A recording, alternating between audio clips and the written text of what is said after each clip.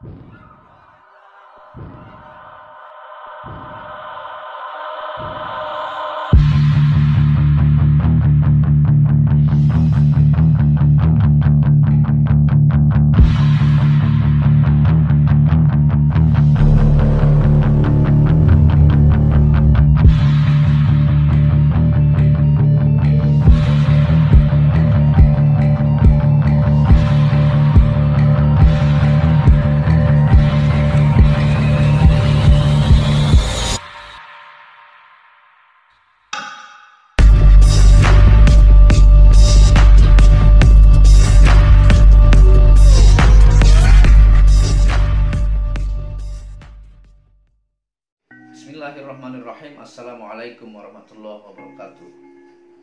Alhamdulillahirabbil alamin wassalatu wassalamu ala asyrafil anbiya'i wal mursalin sayyidina Muhammadin wa ala alihi washabihi ajmain. Rabbi shrah li sadri wa yassir li amri wahlul 'uqdatam min lisani yafqahu qawli. Alhamdulillah, pada kesempatan kali ini bersama saya lagi dengan Muhammad Hamdan Al-Ghazali dalam Tauhid Metafisik. Alhamdulillah, kita selalu diberikan nikmat bernafas, nikmat menghirup udara segar, nikmat melihat alam semesta, melihat segala kekuasaan Allah SWT. Semoga semakin membuat kita beriman, bertakwa, bertauhid kepada Allah SWT. Pada kesempatan kali ini, di video kesempatan kali ini, saya akan membahas tentang apakah manusia yang berbuat maksiat itu juga merupakan kehendak Allah, ya. Sebelum kita memulai video ini, jangan lupa Anda bantu dukung channel ini untuk mengembangkan dengan mengklik lambang merah gratis subscribe dan lonceng notifikasi supaya Anda update tentang video-video terbaru yang jarang dibahas oleh orang-orang di Nusantara, ilmu vibrasi antara diri dengan alam semesta, ilmu metafisika modern, ilmu kebatinan, dan ilmu benda bertuah. Nah, pada kesempatan kali ini saya tidak lupa pula mengingatkan kepada teman-teman yang memesan baju jumlah banyak dari luar negara, khususnya teman Taiwan, Hong Kong, dan Singapura, dan Brunei Darussalam, bisa langsung menghubungi admin karena stoknya sudah ada lagi, ya. Jadi biasa saya tulis di pojok atas. Jadi pada kesempatan kali ini kita akan membahas apakah maksiat yang dilakukan manusia itu merupakan kehendak Allah, ya. Pertanyaan ini adalah pertanyaan-pertanyaan yang beberapa orang ajukan kepada saya, dan saya akan jelaskan pada kesempatan video ini. Saya selalu ingatkan kepada teman-teman Nusantara untuk bisa melihat video-video saya sebelumnya yang judulnya adalah jasad, jiwa, dan nafs, ya, dimana yang menyebabkan seseorang itu melakukan hal-hal maksiat itu adalah dari jiwanya, ya, atau nafsu dunianya yang menguasai jiwanya, atau jasadnya yang menguasai jiwanya. Karena dalam buku Futhul Ghaib mengatakan bahwa tidak ada satupun yang tidak takluk, ya, di alam semesta ini kepada Allah SWT kecuali hawa nafsu manusia. Dia ribuan tahun dibakar, tetap tidak takluk. Ribuan tahun dia disiksa, tetap tidak takluk. Tapi dengan puasalah baru dia takluk, ya. Nah, yang menyebabkan seseorang maksiat itu adalah melakukan hal-hal kemungkaran. Karena jiwa dari seseorang ini, yang saya jelaskan itu, manusia terdiri dari jasad. Jasad itu yang ini, ya, yang kalau makan gemuk, kalau lapar kurus. Yang kedua, jiwa atau nafs atau kesadaran diri. Jiwa inilah yang diciptakan oleh Allah SWT, yang bisa memilih baik dan buruk. Dia bisa tahu baik dan buruk. Dia yang belajar, dia yang merasa, dia yang galau. Jiwa inilah yang suka bengong, ya. Dan yang ketiga adalah ruh. Ruh ini dalam penciptaan masuk ke ubun-ubun dan ke segala anggota badan kita sehingga kita mampu bergerak, berbicara, dan sebagainya. Jiwa ini memang dicetak untuk membangkang dan taat. Ketika jiwa ini kena oleh rayuan dunia, kena oleh nafsu duniawi, kena oleh nafsu lawamah, kena pengaruh oleh cintanya dunia ataukah hal yang fana, maka jiwa ini ketika terpengaruh dan mengikuti nafsu duniawi atau nafsu lawamah, maka dia akan melakukan maksiat, ya.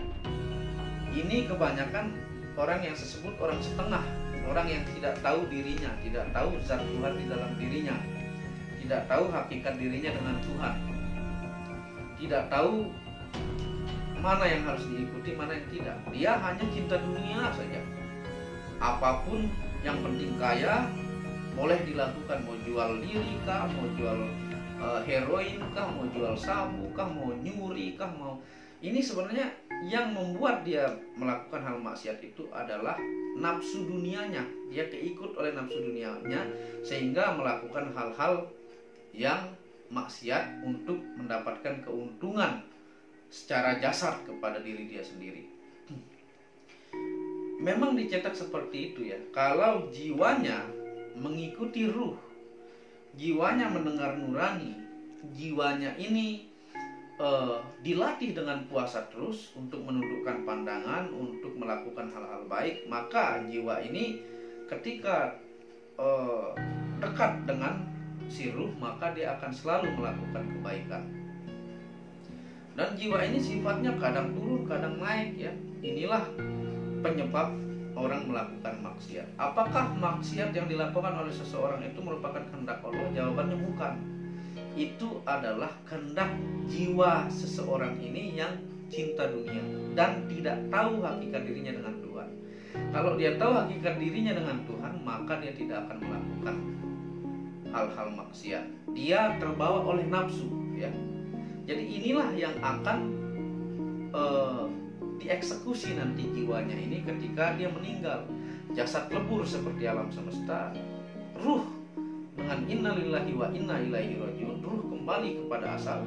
Jiwa inilah yang disiksa. Apakah dulu hidupnya itu mengikuti nafsu dunianya, nafsu hawa nafsunya, ataukah mengikuti sang sejati, ataukah ruh, ataukah nuraninya, ya. Jadi yang dieksekusi itu atas kelakuan apa yang dia lakukan. Misalnya Anda lihat nih, seseorang kok maksiat mulu, ya, minum sampai teler setiap hari, ya, main perempuan, ataukah tidak ada hal yang dilakukan itu berlandaskan ataukah melakukan hal-hal kebaikan. Boro-boro mau sedekah, mau membantu orang, mau ngaji, mau ini itu, tapi malah bukan aja yang dilakukan. Ini dia sudah ibaratnya kalau orang pakai narkoba itu kecanduan dengan hawa nafsunya. Kecanduan dengan hawa nafsunya si jiwa ini, maka dia akan terus-menerus melakukan kemaksiatan, ya. Di sanalah nanti apakah Allah akan memberikan dia hidayah untuk ingat kepada ruh ataukah hal kebaikan ataukah nurani dia, maka dia akan melakukan kebaikan, ya. Sifatnya ini selalu goyah-goyah yang namanya jiwa ini. Kadang kita pun sebagaimanapun, meskipun dia orang alim, dia harus tetap latih sebagaimanapun alimnya. Kadang-kadang dicoba dengan ujian yang berbeda-beda levelnya, sehingga solusi untuk jiwa ini yang saya selalu bilang di video sebelumnya, yaitu sholat daim, ya. Sholat syariat dan sholat daim. Sholat daim ini di setiap hembusan nafas kita mengingat Allah, setiap langkah kaki kita mengingat Allah, setiap kita mau apa-apa mengingat Allah, maka insya Allah jiwa kita ini akan selalu mengingat kepada hal kebaikan. Jadi jawabannya, apakah maksiat itu adalah kehendak Allah? Bukan. Itu adalah pengaruh jiwa yang sudah kecanduan oleh nafsu dunia. Dan ketika kita mampu menaklukkan hawa nafsu kita, maka itulah perang yang sesungguhnya. Kita mampu menaklukkan hawa nafsu kita, dan kita menjadi orang-orang yang akan mendapatkan nafsul mutmainnah. Irji'i ila rabbiki radiyatan mardiyah fadkhuli fi ibadi wadkhuli jannati, ya. Nah, itulah jawaban dari pertanyaan teman-teman.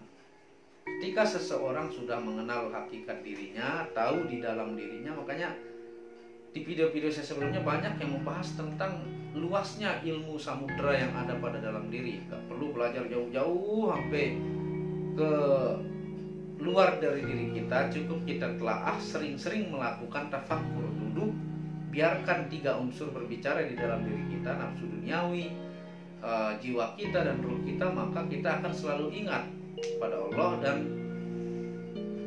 sholat daim, terus melakukan zikir menyebut nama Allah, solusi juga untuk menjaga jiwa kita untuk tidak melakukan maksiat. Seperti itu penjelasannya. Apabila ada salah kata itu dari kebodohan saya sendiri, apabila ada benarnya itu datangnya dari Allah. Kalau bagus ambil ya, kalau jelek buang jauh-jauh. Kalau tidak suka video saya bisa unlike ya, kalau suka bisa like, atau Anda bisa membantu juga dukung channel ini dengan mengklik lambang merah subscribe gratis dan lonceng notifikasi. Wabillahi taufiq wal hidayah. Wassalamualaikum.